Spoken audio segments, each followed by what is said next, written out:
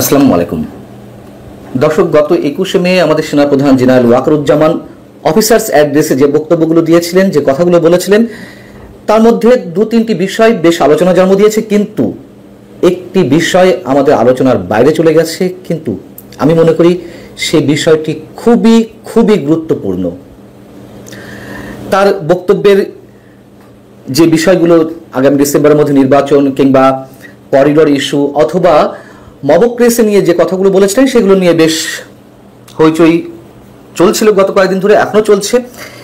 কিন্তু সেদিন সামরিক কর্মকর্তারা যে একটি ভয়ঙ্কর গুরুত্বপূর্ণ প্রশ্ন তুলেছিলেন, জুলাই আগস্ট হত্যাকাণ্ড নিয়ে জাতিসংঘ রিপোর্ট দেওয়ার ক্ষেত্রে তারা আগে সেনাবাহিনীর কারোর সঙ্গে কোনো কথা বলেনি কেন?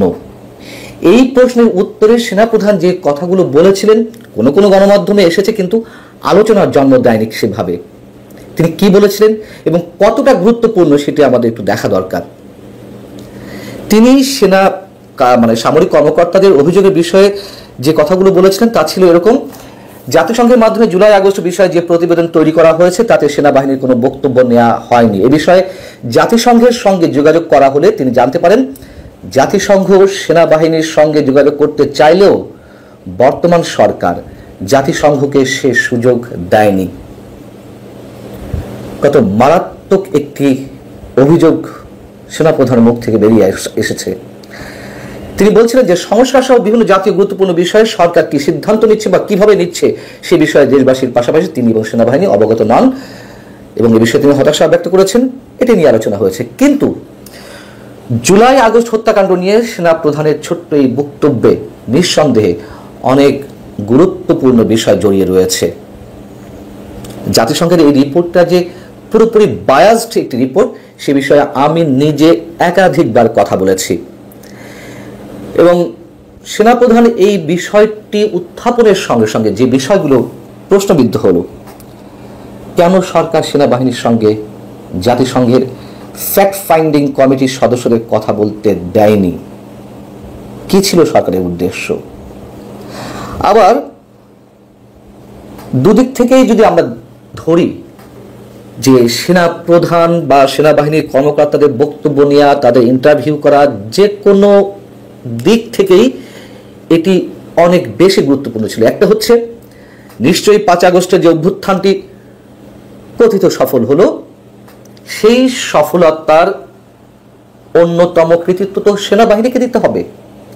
অথবা যদি বলি যারা সেনাবাহিনীকে অভিযুক্ত করেছেন এর আগে, 5 আগস্টের আগে বৈষম্য বিরোধী আন্দোলনে গুলি চালানোর জন্য, সেদিক থেকেও তো তাদের ইন্টারভিউ করার কথা কোনো কোনো সদস্যের, কেন করা হলো না?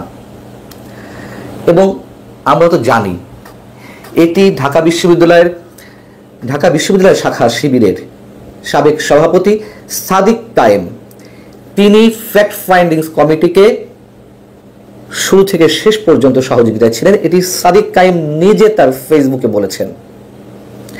সেই কমিটির রিপোর্ট কতটা বায়াসড হতে পারে, কতটা আনবায়াসড হতে পারে, সে সম্পর্কে আমাদের নিশ্চয়ই ধারণা থাকতে পারে। এবং জাতিসংঘ,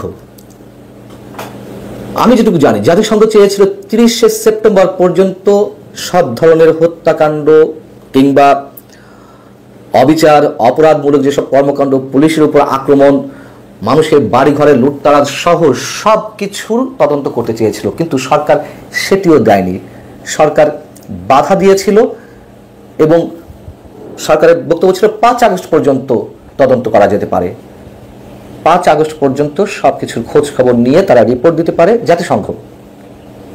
পরে এক ধরনের বার্গেনিং এর মাধ্যমে জাতিসংঘ 15 আগস্ট পর্যন্ত তদন্ত করবে, এটি সরকারের কাছ থেকে আদায় করে নিতে তারা সফল হলো 15 আগস্ট পর্যন্ত। এবং এই রিপোর্টের একটি অংশ নিয়েও আমি অনেকবার কথা বলেছি। 15 আগস্ট পর্যন্ত যদি 1400 মানুষের হত্যাকাণ্ডের কথা বলে জাতিসংঘ, সেক্ষেত্রে 5 আগস্ট পর্যন্ত আন্দোলনে বা অভ্যুত্থানে নিহতের সংখ্যা সরকার কতটা বলেছে? 834 জনের নামে গেজেট প্রকাশ করেছে সরকার। তাহলে 1400 থেকে 834 বাদ দিলে যে বাকি 576 জন থাকে, তাহলে 5 আগস্টের পরে 15 আগস্ট পর্যন্ত এই 576 জন নিহত হয়েছেন, হত্যাকাণ্ডের শিকার হয়েছেন। তারপরের কথা তো আরো রয়েছে 15 আগস্টের পরে। তাদের বিচারের কি হবে যারা এই হত্যাকাণ্ডের সঙ্গে জড়িত? সেনাপ্রধান পক্ষান্তরে এই কথাগুলো কিন্তু মেন করতে চেয়েছেন, অথবা তার বক্তব্যের মধ্য দিয়ে এই বিষয়গুলো বেরিয়ে আসে। এবং জাতিসংঘের যে রিপোর্ট, সেই রিপোর্টের শেষাংশেও তো বলা ছিল যে 5 আগস্টের পরেও হত্যাকাণ্ড চলেছে, লুটতরাজ চলেছে। পুলিশের তথ্য অনুযায়ী দেশের 639 থানার মধ্যে 450টিতে ভাঙচুর করা হয়েছে, হামলা করা হয়েছে, অনেক সাংবাদিক আক্রমণের শিকার হয়েছেন। জাতিসংঘের রিপোর্টে এসেছে। আওয়ামী লীগের কাছ থেকে একটি তথ্য পেয়েছিল, সেখানে শতাধিক মানুষ, মানে আওয়ামী লীগ নেতাকর্মীকে হত্যা করার অভিযোগ তাদের ছিল। এই বিষয়গুলো সরকার কখনো উল্লেখ করে না, করবেও না, এগুলো খুবই স্বাভাবিক, আমরা জানি। কিন্তু সরকার যে বিষয়গুলো হাইড করে যাচ্ছে, সেনাপ্রধান তার যে বক্তব্য, তার মধ্য দিয়ে আমরা অনেক কিছু ধরে নিতে পারি।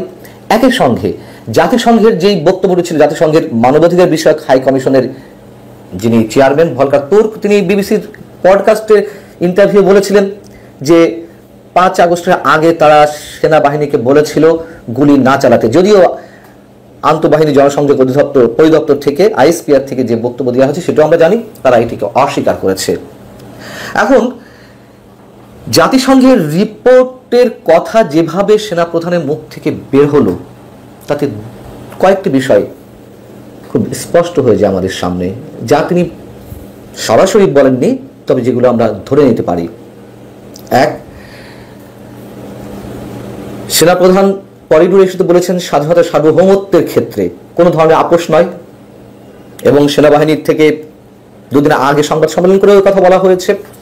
আমরা ধরে নিতে পারি একটি অংশ হবসা মনে করে যে যাই হোক না কেন সেনাবাহিনীর সদস্যরা যে জাতিসংঘের শান্তি রক্ষা মিশনে যায়, সেখানে তাদের একটা স্বার্থের একটা বড় বিষয় থাকে, তাদেরকে নেওয়া বন্ধ করে দেবে জাতিসংঘে। আমরা জানি জাতিসংঘে যেভাবে ডিপ স্টেটের খেলা খেলছে যুক্তরাষ্ট্রের হয়ে, সেক্ষেত্রে সেনাবাহিনী রুখে দাঁড়ালে জাতিসংঘের মানে শান্তিরক্ষা মিশনের সেনাবাহিনী সদস্যদের নেওয়া বন্ধ করে দেবে।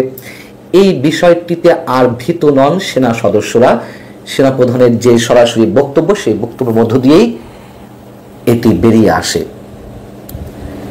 এবং এই রিপোর্ট যে সেনাবাহিনীর কাছে কোনোভাবে গ্রহণযোগ্য নয়, সরকার যেখানে নিষেধ করেছে, বাধা দিয়েছে জাতিসংঘকে সেনাবাহিনীর বক্তব্য নিতে, এবং সেটি নেওয়া হয়নি। যেহেতু নেওয়া হয়নি, সেহেতু যথেষ্ট বিতর্কিত এই রিপোর্টটি, এই রিপোর্ট সেনাবাহিনীর কাছে গ্রহণযোগ্য নয়। অথচ সেই রিপোর্টকে কথায় কথায় ডক্টর ইউনূস সরকার রেফারেন্স হিসেবে ব্যবহার করে। কি জন্য ব্যবহার করে? আওয়ামী লীগের বিচার, আমরা তো সবার হত্যার বিচার চাই, প্রত্যেকটা হত্যার বিচার চাই, কিন্তু যেভাবে খণ্ডিত করা হচ্ছে এই রিপোর্টকে এবং যেভাবে ব্যবহার করা হচ্ছে, এগুলো বেশি দিন টিকবে না।